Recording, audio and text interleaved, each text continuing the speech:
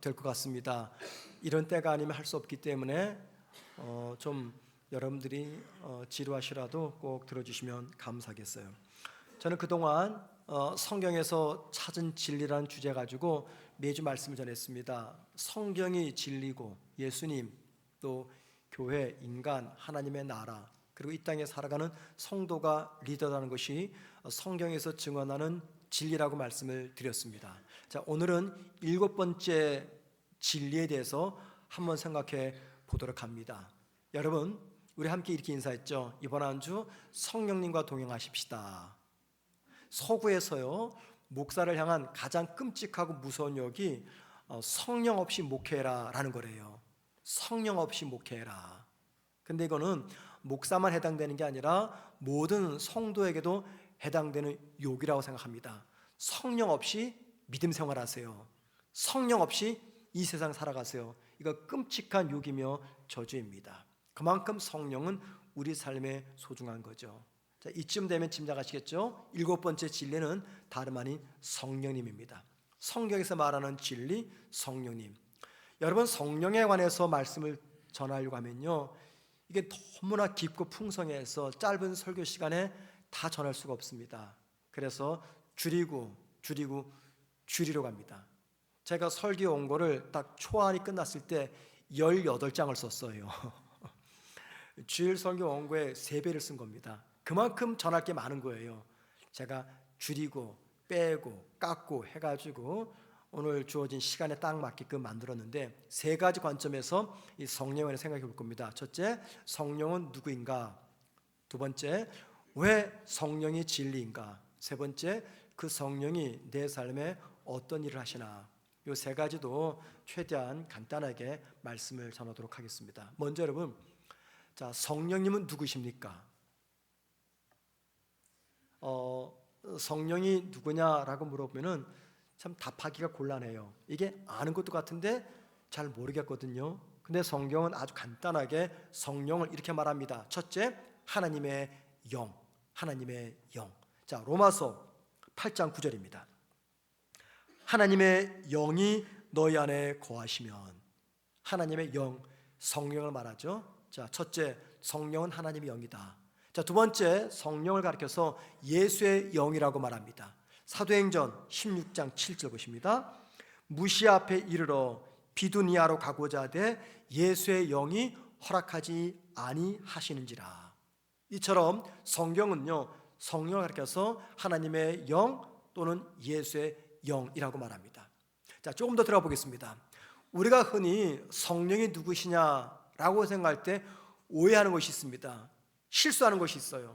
성령을 하나의 힘이나 능력이나 영향력이나 에너지 정도로 생각을 합니다. 과거 우리 한국교회가 이런 오류에 많이 빠졌어요. 성령은 힘이다, 능력이다.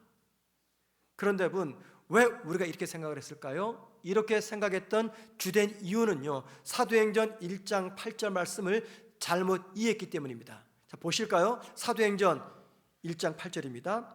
오직 성령이 너희에게 임하시면 너희가 권능을 받고, 자, 성령이 임하면 너희가 권능을 받는다. 이 말씀을 가지고 성령과 권능을 같은 거로 생각을 했습니다.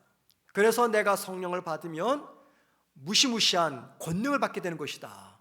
내가 성령을 받으면 기적을 일으킨다. 그래서 이 기적을 일으키는 능력 받기 위해서 성령 충만해라. 이런 이야기를 들은 거죠. 그런데 여러분, 성경 보세요. 어디 성령과 권능이 같습니까? 성령이 임하면 권능을 받는다. 이 말은 성령 자체가 능력이다, 힘이다, 그 말이 아닙니다. 성령은요, 권능을 주시는 분이지 성령 자체가 권능이 아닙니다. 만약에 우리가 성령님을 힘, 권능, 에너지, 어떤 영향력으로 생각하게 되면 어떤 함정에 빠질까요? 그 성령을 내 마음대로 좌지우지하려고 합니다. 쉽게 얘기해서 그 성령을 받기 위해서 내가 산기도 간다거나 금식기도 한다거나 합니다. 왜? 그런 내 종교적인 열심으로 내 마음대로 성령을 오가게 할 수 있다고 생각하기 때문입니다. 희한한 건요, 저도 소실적에, 여기서 소실적이라 말하는 것은 고등학생 때입니다. 방언을 받기 위해서 그렇게 열심히 기도했어요. 막 금식도 하고. 그땐 한국 교회가 방언 받기 열광이 돼 있었습니다. 그러니까 그 어린 나이에 방언 받기 위해서 기도실에 가서 혼자 막 기도도 하고. 근데요, 그 정도 열심이면은 방언 와야 되잖아요. 안 오더라고요. 왜 그럴까요? 성령은 힘이 아닙니다. 능력이 아닙니다. 그럼 뭘까요? 인격입니다. 인격이 뭡니까? 자유의지가 있는 거예요. 내가 갈 수도 있고 안 갈 수도 있고. 근데 우리는 성령을 힘, 권능으로만 생각합니다. 자, 성령이 인격임을 말하는 증거가 있습니다. 에베소서 4장 30절입니다. 이렇게 말합니다. 하나님의 성령을 근심하게 하지 말라. 여러분, 힘이나 물건이나 영향력이 근심합니까? 여러분 가정에 가면은 비싼 가전제품이 있죠, 가구가 있죠, 명품이 있죠. 굉장히 큰 돈을 지불했을 거예요. 너무나 소중하죠. 근데 여러분, 그것들이 슬퍼합니까? 근심합니까? 아니요. 물건이기 때문에 그런 거죠. 하지만 사람은 슬퍼하고 근심합니다. 왜요? 인격체이기 때문에. 물건이 아닙니다. 성령님이 근심하신다, 슬퍼하신다. 이건 뭡니까? 성령은 권능과 힘이 아니라 뭐라고요? 인격이다라는 겁니다. 이걸 꼭 기억하셔야 됩니다. 성령은 하나님의 영이며 예수의 영이며 인격입니다. 자, 두 번째, 그렇다면 왜 성령이 진리인가? 성령이 진리인 이유는요, 두 가지 관점에서 생각해 볼 수가 있어요. 첫째, 진리의 말씀인 성경이 성령을 진리라고 말하기 때문입니다.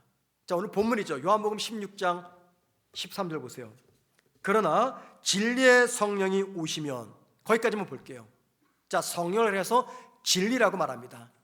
이 외에도 성경은 여러 곳에서 성령을 진리라고 증언합니다. 또 하나, 우리가 성령을 진리라고 말할 수 있는 이유가 있습니다.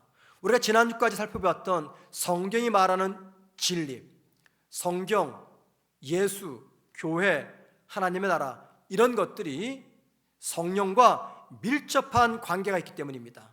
예를 들면 성경과 성령의 관계를 생각해 보죠. 디모데후서 3장 16절에서 뭐라 말합니까? 성경은 하나님의 감동으로 기록되었다라고 말합니다. 이 말은 성경의 저자가 누구라고요? 성령입니다. 그런데 우리는 이미 성경을 뭐라고 정의를 내렸어요? 진리라고 말했어요. 그 진리의 성경을 성령이 기록했대요. 그러면 성령이 뭡니까? 진리인 거죠. 또 하나, 예수님과 성령의 관계를 생각해 보죠. 예수님 이 땅에 어떻게 태어나셨습니까? 성령으로 잉태돼서 태어나셨어요. 하늘로 승천하시면서 어떻게 하셨어요? 그 성령, 당신의 영인 성령을 이 땅에 남아있는 제자들과 성도들에게 나누셨습니다. 자, 그리고 지금도 예수님은 당신의 영인 성령을 통해서 교회와 성도들 안에서 계속해서 일하고 계십니다. 그래서 성령은 진리인 거죠. 이번에는요, 인간과 성령의 관계를 생각해 보죠. 여러분, 고린도전서 12장 3절 말씀 보면 우리가 성령이 아니고서는 예수를 구주로 고백할 수 없다라고 말합니다. 우리가 예수님을 나의 구주로 고백한다는 것은 이게 거듭남, 중생을 말합니다. 그러니까 저와 여러분이 예수를 내 구주로 고백해서 구원받고 거듭난 것은 전적으로 성령의 역사입니다. 이게 무슨 말이냐면 허물과 죄로 죽었던 저와 여러분, 즉 영적 사망에 이르렀던 그 인간을 성령께서 다시 살리셨다, 그 말입니다.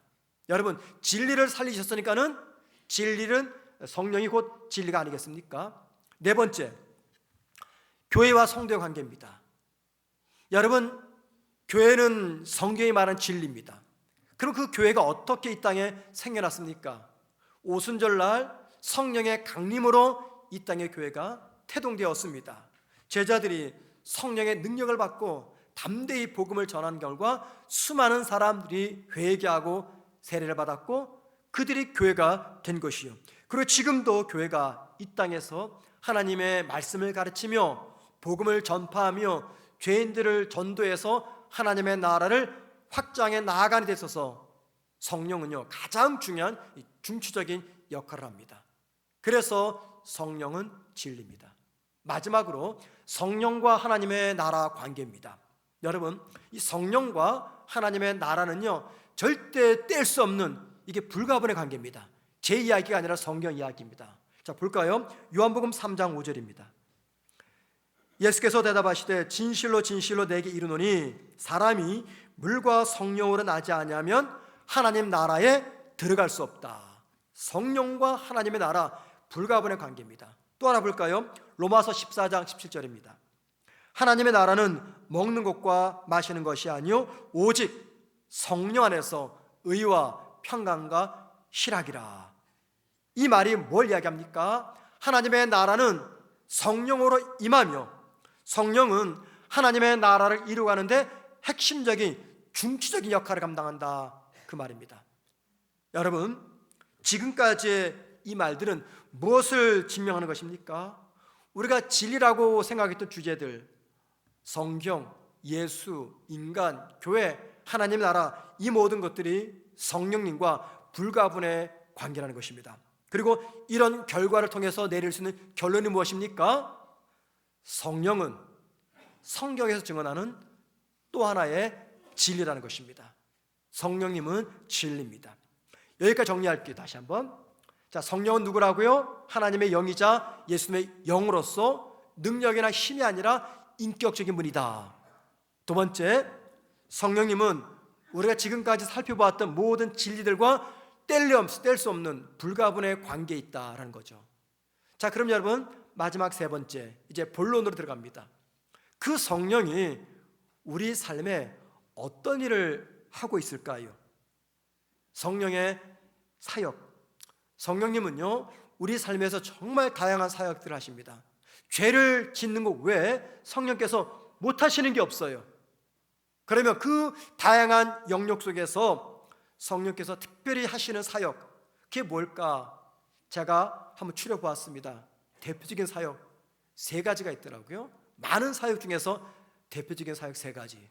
첫 번째, 성령은요, 죄인들을 거듭나게 하는 사역을 하십니다. 다시 말씀드립니다. 성령님은 죄인들을 거듭나게 하시는 사역입니다. 예수님이 니고데모에게 이렇게 말씀하셨어요. 사람이 거듭나지 않으면 하나님의 나라를 볼 수 없다. 이 거듭난다, 그 말은 다시 태어난다, 중생이죠, 중생. 여러분, 왜 예수님께서 이 거듭나지 않으면 하나님의 나라 볼 수 없다, 이 말씀을 하셨을까요? 그것은요, 인간은 허물과 죄로 죽은 상태입니다. 영적으로 죽었어요. 영적으로 죽었기 때문에 다시 살아나야지 하나님의 나라 백성이 됩니다. 그러면 여러분, 영적 죽음에서 우리를 다시 살리시는 분, 그분이 누굽니까? 예수님은 요한복음 3장 5절에서 영적 죽음에서 우리를 다시 살리시는 분이 바로 성령님이라고 이야기합니다. 성령은 저와 여러분을 예수님 안에서 새 생명을 가진 새로운 존재로 만들어내십니다. 성령의 가장 중요한 사역 첫 번째, 저와 여러분을 거듭나게 하십니다. 그래서 저와 여러분이 예수를 구주로 고백하잖아요. 이미 앞서 말씀드렸지만 우리는 성령 받은 겁니다. 어떤 방언을 한다거나 신비한 체험을 한다거나 그래야 성령 받은 게 아니라 예수를 내 구주로 고백한다는 것은 성령께서 내 안에 계시다는 거예요. 두 번째, 성령께서 하시는 사역은요, 저와 여러분 하여금 말씀을 깨닫게 하시고 말씀을 통해서 저와 여러분에게 은혜를 공급해 주십니다. 만약에 저와 여러분이 성경을 읽을 때, 말씀을 들을 때 이 성령의 내적 조명이 없잖아요. 그러면 이 성경을 단순한 하나의 역사책 혹은 문학책 혹은 어떤 신화적인 책으로서만 읽게 되면서 이 성경에 담겨있는 신적 권위를 무시하게 됩니다.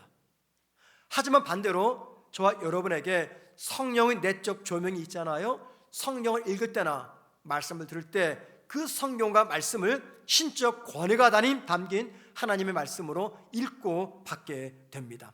자, 그렇게 되면요, 성령께서 나의 지, 정, 의를 감동시켜서 그 말씀에 도전도 받고 영향도 받게 만듭니다.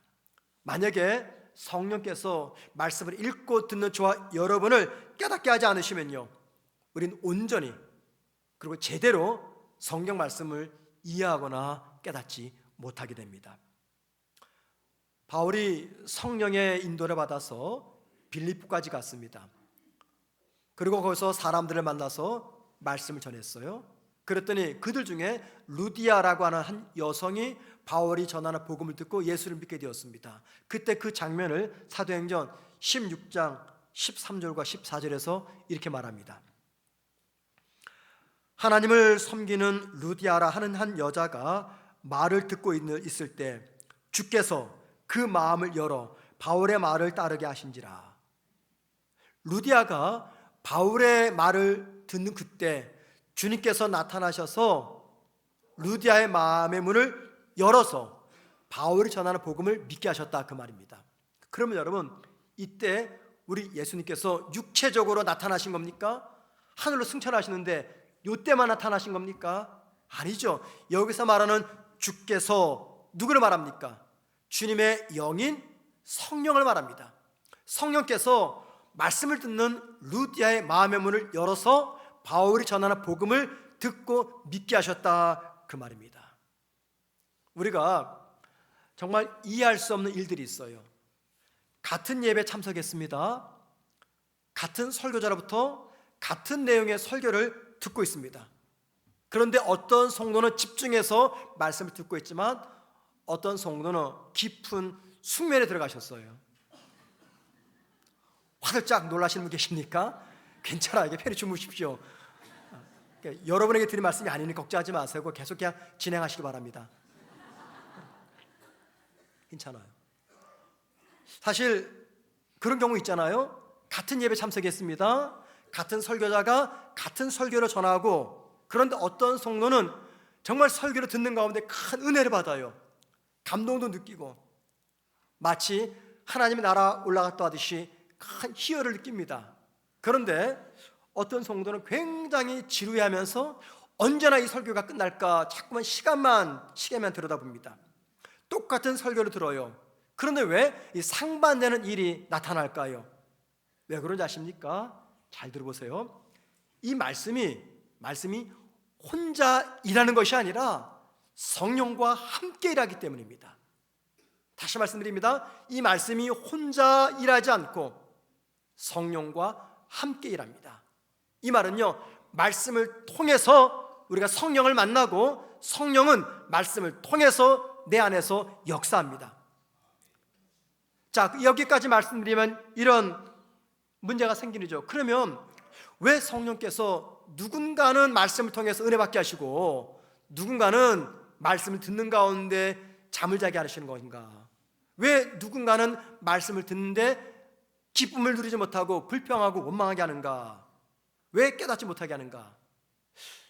이 질문에 대한 답을 찾아보는 것이 오늘 설교의 목적은 아닙니다. 그래서 이 문제는 그냥 지나가고 중요한 결론만 말씀드리면요, 성령께서 말씀을 통해서 우리에게 은혜를 주시려고 해도 우리가 성령께서 말씀을 통해서 일하지 못하도록 마음의 문을 잠궈버리면, 눈을 감아버리면 성령님은 아무것도 할 수가 없습니다. 그 차이입니다. 성도들 중에는요, 오랫동안 가족들이 함께 예배 생활을 하고 말씀을 듣는데도 불구하고 아무런 변화가 일어나지 않아 굉장히 속상한 분들이 있어요. 내 배우자가, 내 부모가, 내 자녀가 함께 예배드립니다. 오랜 세월 말씀을 들었어요. 그런데 나는 말씀을 들을 때 큰 은혜를 받는데 내 배우자나 부모나 자녀들은 지겨워합니다. 실망합니다. 낙심합니다. 시험에 들 때가 있어요. 나는 은혜가 되는데. 우리 세론 중에는요, 말씀을 통해서 큰 은혜를 받는 분도 계시지만 어떤 분은 항상 불평이 많아요. 오늘 또 왜 목사가 설교를 그 모양으로 했대? 너무 지겨워 죽을 뻔했어. 막 교회를 옮겨야지, 내가 안 되겠어. 여러분, 그런 가족들, 그런 셀을 보면서 이런 생각이 들죠. 야, 도대체 하나님 뭐 하시나? 이렇게 오랜 세월 예배당에 와서 말씀을 듣는데 왜 내 배우자, 내 자녀, 우리 가족, 내 세론들을 변화시키지 못하나? 왜 그럴까? 여러분, 만약에 이런 생각을 하신다면 이사야서 55장 11절 말씀을 보셔야 됩니다. 다 같이 함께 봅니다. 함께 읽습니다. 시작. 내 입에서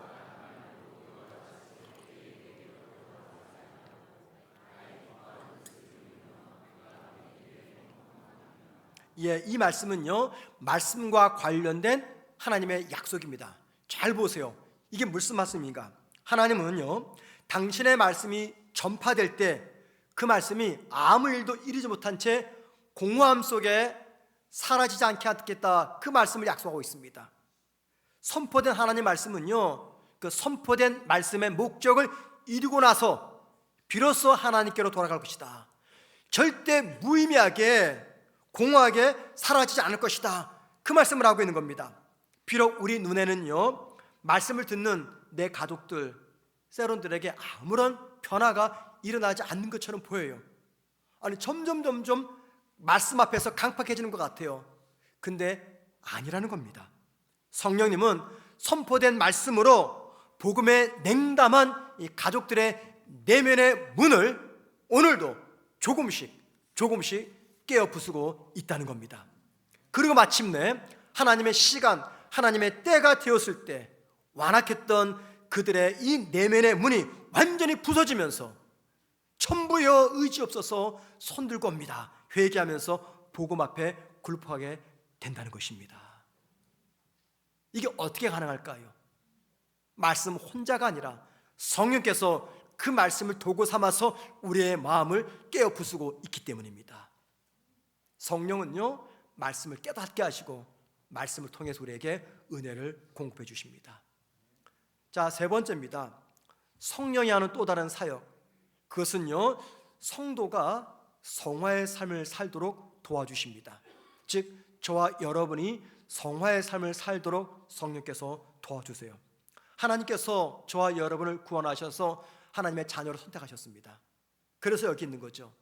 여러분, 하나님이 저와 여러분을 하나님의 자녀로 구원하신 목적이 무엇입니까? 무엇 때문에 저와 여러분을 하나님의 자녀로 정하셨습니까? 단지 구원받은 자리, 하나님의 자녀된 이 자리만 즐기고 누리라고, 만족하라고 부르셨습니까? 아닙니다. 하나님은요, 우리 모두가 하나님 닮은 거룩한 백성이 되기를 원하십니다. 그리고 이 일을 위해서 저와 여러분에게 성화의 길로 들어가라고 말씀하십니다. 성화란 무엇입니까? 성화란 구원받은 성도가 평생토록 예수님을 닮아가면서 거룩함을 이루어가는 과정입니다. 다시 말씀드릴게요. 성화란 구원받은 성도가 평생토록 예수님을 닮아가면서 거룩함을 이루어가는 과정, 이 목적을 달성하라고 성령께서 저와 여러분과 함께 동행하십니다. 이게 무슨 말이냐면 이런 거예요. 저와 여러분의 성화의 과정에서 가장 중요한 역할을 감당하시는 분이 바로 성령님이다 라는 겁니다.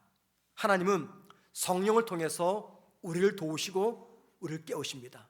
성령님은 우리가 죄를 깨닫도록 하기 위해서 말씀으로 우리의 무딘 양심을 찌르십니다. 성령님은요, 우리가 하나님 말씀에 순종할 수 있도록 말씀을 통해서 저와 여러분을 훈육하시고 격려하십니다. 이 모든 과정이 구원받은 저와 여러분이 지금보다는 더 거룩한 성화의 삶을 살아가도록 하는 성화의 과정입니다. 그리고 성령은요, 저와 여러분이 성화의 삶을 살아가도록 도와주십니다. 자, 저는 지금까지 성령께서 우리 안에서 행하시는 대표적 사역 세 가지를 말씀드렸습니다. 세 가지가 다가 아니라 많이 있는데 그 중에서 세 가지만 말씀드렸어요. 첫 번째 뭡니까? 한번 기억을 더듬어 보세요. 죄인인 우리를 거듭나게 하신다. 두 번째, 말씀을 깨닫게 하시고 말씀 통해서 은혜를 공급하신다. 세 번째, 저와 여러분이 성화의 삶을 살도록 도와주신다라는 겁니다. 그런데 여러분, 이 세 가지 성령의 사역에 나타난 공통점이 하나가 있습니다. 우리를 거듭나게 하시고 말씀으로 은혜 주시고 우리를 성화의 삶을 살도록 하시는 이 세 가지 성령의 사역 속에 공통점이 하나 있어요. 이거를 다른 말로 말하면 성령님의 사역의 핵심, 사역의 목적이라고 말할 수가 있겠죠. 그게 뭘까요? 한 단어로 말하자면 변화라고 말할 수가 있습니다. 변화. 우리의 변화를 위해서 성령은 수많은 일들을 진행하고 계십니다. 결국 여러분, 성령께서 많은 일들을 하시는 것은요, 저와 여러분을 변화시키기 위해서입니다. 어떻게 변화십니까? 제일 먼저 죄인에서 의인으로 변화시켰어요. 그죠? 과거에는 세상 소리만 들었습니다. 그 세상 소리 듣고 일희일비했어요. 근데 세상을 향해서는 귀를 막게 하시고 대신 어떤 말씀을 듣게 하십니까? 하나님의 말씀을 듣고 변화되게 하세요. 그뿐만 아닙니까? 과거에 죄된 생활이 있었습니다. 그걸 정리하게 하세요. 끊게 하십니다. 그리고는 새롭고 의로운 거룩한 길로 걸어가는 이 변화를 만들어 주십니다. 이것이 성령께서 저와 여러분 행하시는 모든 사역들의 핵심이며 목표입니다. 오래전 교도소 소장을 지녔던 박효진 장로님이 계십니다. 저는 처음에 우리 교회 박효신 장로님인 줄 알았어요. 근데 이분은 박효진입니다. 박효진. 예. 그분이 쓰신 책 중에 유명한 책이 있죠. 하나님이 고치지 못할 사람이 없다. 하나님께서 고치지 못할 사람은 없다. 이 제목의 책을 썼어요. 책 내용은요, 이 교도소에서 예수를 만나서 변화된 사람들의 이야기의 내용입니다. 여러분, 이 제목, 하나님이 고치지 못할 사람이 없다, 이게 무슨 말입니까? 하나님이 변화시키지 못할 사람이 없다, 그 말이죠. 그죠? 여기서 말하는 고친다, 그 말이 육신의 질병 말하는 게 아닙니다. 새로운 사람으로 변화시키는 겁니다. 하나님이 변화시키지 못할 사람은 이 세상에 아무도 없습니다. 그 증거가 무엇일까요? 저와 여러분입니다. 여러분, 우리가 얼마나 완악합니까? 얼마나 교만합니까? 얼마나 불신적이에요. 그런데 그런 저와 여러분을 성령께서 변화시켜서 이 자리에 있게 하셨지 않습니까? 여러분, 하나님이 무엇을 그리고 어떻게 해서 우리를 변화시킵니까? 하나님의 영, 성령을 통해서 변화시킵니다. 그래서 박효진 장로님의 책 제목인 하나님이 고치지 못할 사람은 없다, 이 책 제목은요, 이렇게 바꿔도 무방합니다. 성령께서 변화시키지 못할 사람은 없다. 성령께서 변화시키지 못할 사람은 없다. 성령이 우리를 변화시키기 위해서 어떻게 합니까? 우리를 거듭나게 하세요. 매번 말씀으로 깨닫게 하십니다. 거룩한 삶을 살도록 도와주십니다. 그러면 여러분, 우리에게 마지막 남는 질문 한 가지가 있습니다. 도대체 성령님은 우리를 어떤 모습으로 변화시킬까? 이게 왜 중요하냐면, 우린 흔히 성령 충만하면 은사, 기적, 방언, 예언 이런 걸 생각하거든요. 정말 성령께서 저와 여러분에게 이런 은사를 주기 위해서 내 속에서 일하시는 겁니까? 그게 저와 여러분을 변화시키는 목적입니까? 아니요, 절대 아닙니다. 물론 우리가 성령 충만하면 은사가 나타나요. 그러나 그게 모든 사람들에게 동등하게 나타나는 결과는 아니라는 거예요. 성령의 사역을 통해서 저와 여러분을 변화시키고자 하는 그런 목적점이 있습니다. 그게 뭐냐라는 겁니다. 많은 것이 있겠죠. 그 중에서 가장 대표적인 것 하나만 말씀드리겠습니다. 누가복음 9장 51절 이하를 보면은요, 예수님께서 제자들과 함께 예루살렘으로 가기 위해서 빠른 길, 숏길인 사마리아 땅을 지나가려고 하셔요. 그런데 이 사마리아 사람들은요, 유대인과 이 적대적 관계에 있었거든요. 그 예수님과 제자들이 유대인이니까는 자기네 땅을 지나가지 못하게 하는 거예요. 그래서 예수님은요, 어쩔 수 없이 빙 돌아서 예루살렘을 가셨어요. 자, 그때 사마리아 사람들이 사마리아 땅으로 지나가지 못하게 할 때 제자였던 요한이 예수님께 무슨 이야기합니까? 9장 54절에서 예수님, 하늘에서 불을 내리게 해서 저 못된 인간들을 다 불태워 죽이십시오, 이야기를 해요. 무시무시한 이야기죠. 무시무시한 이야기예요. 하늘에서 천벌을 내려서 저것들 다 쓸어버리십시오, 그 말이에요. 예수님이 호되게 책망을 합니다. 자, 그러고 나서 시간이 좀 흘렀어요. 사도행전 8장 말씀 보면은요, 빌립 집사가 바로 이 사마리아에 가서 복음을 전했더니 많은 사람들이 예수를 믿었습니다. 그리고 빌립 집사가 세례도 주었어요. 자, 이 이야기가 예루살렘에 있었던 제자들에게 전해진 겁니다. 제자들이 이 사실을 확인하기 위해서 두 사람을 글로 보내죠. 베드로와 요한입니다. 베드로와 요한이 사마리아 땅에 가서 뭐 했습니까? 사마리아 사람들에게 안수하며 기도해 주었어요. 여러분, 얼마 전까지만 하더라도 요한이 무슨 말 했습니까? 하늘에서 불을 내려서 저것도 다 쓸어버리십시오. 무시무시한 말을 했던 사람이에요. 그랬던 요한이 그 사마리아 사람들에게 안수하며 축복합니다. 도대체 누가복음 9장 54절과 사도행전 8장 사이에 어떤 일이 있었습니까? 오순절날 성령이 임하는 이 사건이 있었어요. 요한이 성령을 받게 되니까요, 완전히 새로운 사람 바뀐 거예요.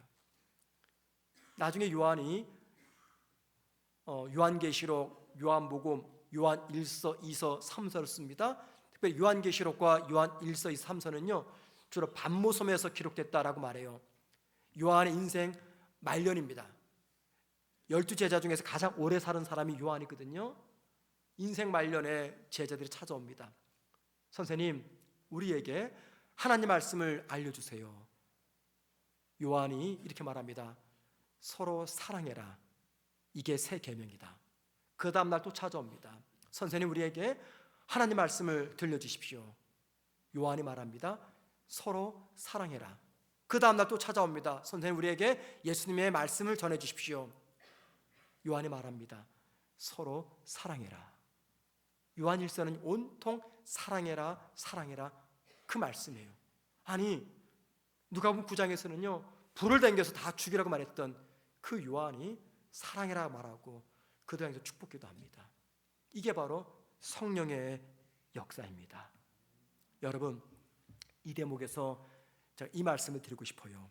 우리는 보통 성령으로 충만하다, 성령과 동행한다 하면은 제일 먼저 방언을 말하거나 귀신 쫓아내고 또 병자 고치는 은사를 생각합니다. 초자연적 기적을 떠올립니다. 그런데 여러분 보세요. 성경은요 성령 충만의 결과로서 외적인 결과보다도 이 내면의 결과를 더 많이 강조합니다. 예를 들어 볼까요? 갈라디아서 5장 22절 23절입니다. 자 보세요. 오직 성령의 열매는, 이게 무슨 말입니까? 성령 충만하면 나타나는 결과들은 그 말입니다. 성령 충만하면 나타나는 결과들, 그게 뭐라고요? 사랑, 희락, 화평, 오래 참음, 자비, 양선, 충성, 온유, 절제. 9가지 열매. 이 9가지 열매가 나타난다. 여러분 무슨 말입니까? 성령의 열매는요 은사가 아니래요. 방언이 아닙니다. 기적이 아닙니다. 신비한 체험이 아닙니다. 귀신이 떠나고 병 낫는 거, 예언기도 하고, 이게 아니라는 거예요. 뭐라고요? 내면의 변화, 내적인 변화. 자 보세요. 요한을 다시 한번, 요한이 성령 충만하니까 어떤 변화가 나타나는 겁니까? 이 내면의 변화가 나타나는 거예요. 그래서 불을 댕겨서 다 죽이십시다 라고 말했던 그 요한이 사랑하자, 사랑하자, 사랑하자 말하는 겁니다. 이게 바로 성령 충만함의 결과예요. 이 땅에 교회가 세워졌습니다.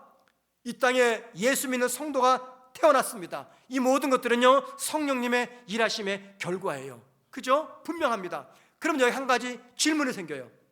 이 땅에 최초로 세워졌던 교회의 모습, 이 땅에 최초로 존재했던 그리스도인들의 모습은 어떠했을까? 분명히 이것들은 성령의 결과로 생겨난 거잖아요. 그러면 최초의 교회와 최초의 성도들의 모습은 어떠했을까? 궁금하지 않습니까? 그런데 성경은 그 모습이 어떠했는지 우리에게 보여줍니다. 사도행전 2장 43절과 45절입니다. 보세요. 믿는 사람이 다 함께 있어 모든 물건을 서로 통용하고 또 재산과 소유를 팔아 각 사람의 필요를 따라 나눠주며, 이게 무슨 이야기냐면 성령으로 변화된 성도와 교회에 대한 첫 묘사입니다. 어떤 장면입니까? 공동생활합니다. 물질을 함께 서로 공유합니다. 여러분 궁금하지 않으세요? 왜 성경은 성령으로 처음 태어난 교회와 성도들의 변화된 모습을 공동생활하고 물질을 공유하는 것으로 기록해 놓았을까? 솔직히 사유재산의 제도와 자본주의 체제 속에서 익숙한 저와 여러분은요 이 사도행전 2장 말씀 읽기가 너무나 부담이 됩니다. 부담 안 되세요? 부담되죠. 왜? 초대교회 성도의 물질을 서로 나눠 썼거든요. 불편해요. 왜냐하면 우리는 지금 자본주의 사회를 합니다. 자본주의 사회는 어떤 사회입니까?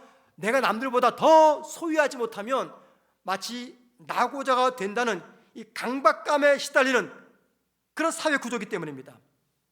그런 저와 여러분에게 공동생활하면서 물질을 서로 공유했던 이 초대교회 성도의 모습은요, 솔직히 불편하게 보이고 낯설게 보이고 불가능한 일처럼 보입니다.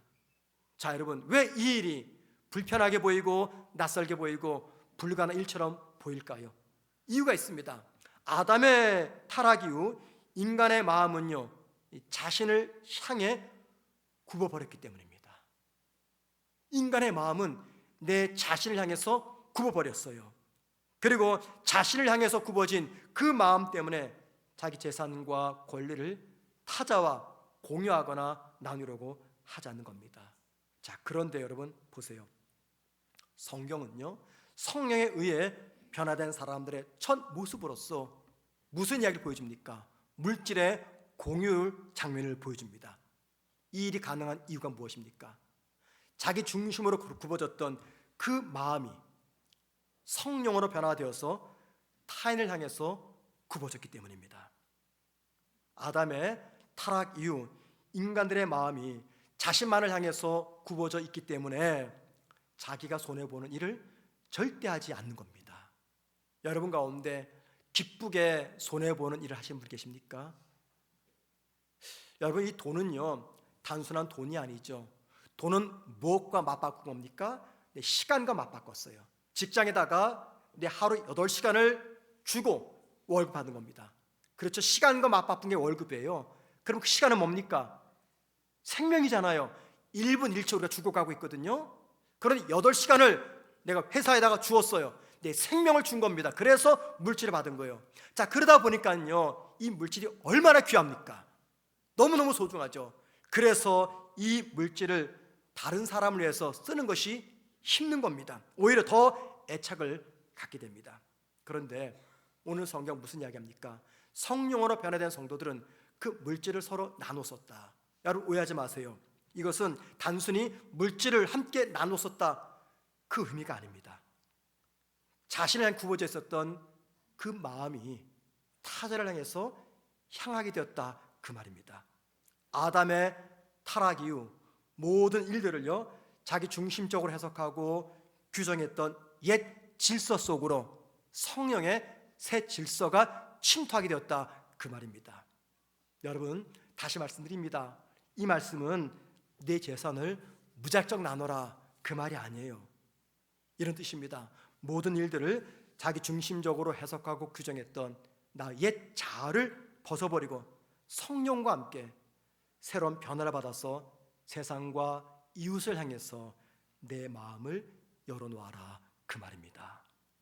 바로 이 모습이 성령 충만하고 성령의 인도를 받아 살아가는 사람에 나타나는 변화의 증거입니다. 여러분, 변화의 본질이요, 변화의 본질이 내 물질 중 얼마를 누군가에게 나눠주는 거, 그게 아닙니다. 물론 그것도 귀합니다. 아무나 할 수 없거든요, 솔직한 얘기로. 그런데 변화의 본질은 그게 아니라 변화의 본질이란 마음의 방향이에요. 마음의 방향. 성령과 함께 살아가는 나에게 하나님께서 가장 바라시는 것은요, 나를 향해서 굽어져 있던 내 마음을 다른 사람을 향해서 열어놓아라, 이겁니다. 자기 중심에서 타자 중심으로 바뀌는 삶, 이게 바로 참된 변화의 삶이고, 이 일을 성령께서 도와주십니다. 이게 바로 성령 충만의 결과인 거죠. 여러분, 찰스 스펄전 목사님을 아십니까? 평신도든 잘 모르지만 목사들의 설교 중에 종종 인용되는 분이기 때문에 이름은 들어보셨을 것이에요. 찰스 스펄전 목사님은 19세기 영국 런던에 있었던 타버나클 교회에서 목회했던 목회자입니다. 당대 찰스 스펄전 목사님을 가리켜서 별명을 붙여주었습니다. 설교의 황태자. 후대 사람들도 그를 가리켜 설교의 황태자라고 말할 정도로 이분의 설교는 정말 탁월합니다. 이분이 설교문 중에서 약 3,900편 정도가 책으로 출판이 되었다라고 말할 정도로 이분의 설교는 정말 탁월하고요. 200년이 지난 지금도 많은 목회자들이 이분의 책을 읽고 있습니다. 그런데 여러분, 이분이 런던 타버나클 교회에서 목회할 때 주일날 설교하기 위해서 강대상에 올라가면서 이렇게 작은 목소리로 기도했다고 합니다. 성령님이 아니면 나는 아무것도 아닙니다. 성령님이 아니면 나는 아무것도 아닙니다. 아무리 말씀을 잘 준비해도 성령이 도와주지 않으면 자신은 아무것도 아니라는 고백입니다. 이게 저 같은 사람이 기도하면요, 뭐 당연하지 생각이 되실 거예요. 근데 설교의 황태자가 이런 기도를 해요. 설교의 황태자가 설교만 했다면 모두가 다 은혜 받는 이 뛰어난 설교자가 성령님이 아니면 나는 아무것도 아닙니다. 여러분, 이 기도가 설교자의 기도이며 설교자만의 고백이 될까요? 아닙니다. 우리 모두가 아침에 눈을 떴을 때 겸손한 마음으로 이 기도하셔야 돼요. 성령님이 아니면 오늘 하루 나는 아무것도 아닙니다. 이 고백이 있을 때 비로소 변화가 시작이 됩니다. 여러분, 성령은 저와 여러분을 변화시키는 분입니다. 그래서 이 즈음에 여러분에게 하나 좀 질문을 드립니다. 여러분은 평소 이런 기도하십니까? 하나님, 나는 성령님 아니면 아무것도 아닙니다 라는 기도 말이죠. 오늘 설교를 듣고 난 다음에 다음과 같은 그러한 질문이 여러분에게, 저에게서 제기되어야 됩니다. 구원받은 나는 성령님과 함께 변화된 삶을 살아가고 있는가? 예수를 내 구주로 믿어 하나님의 자녀가 된 나는 성령님과 동행하면서 변화된 삶을 살아가고 있는가라고 말이죠.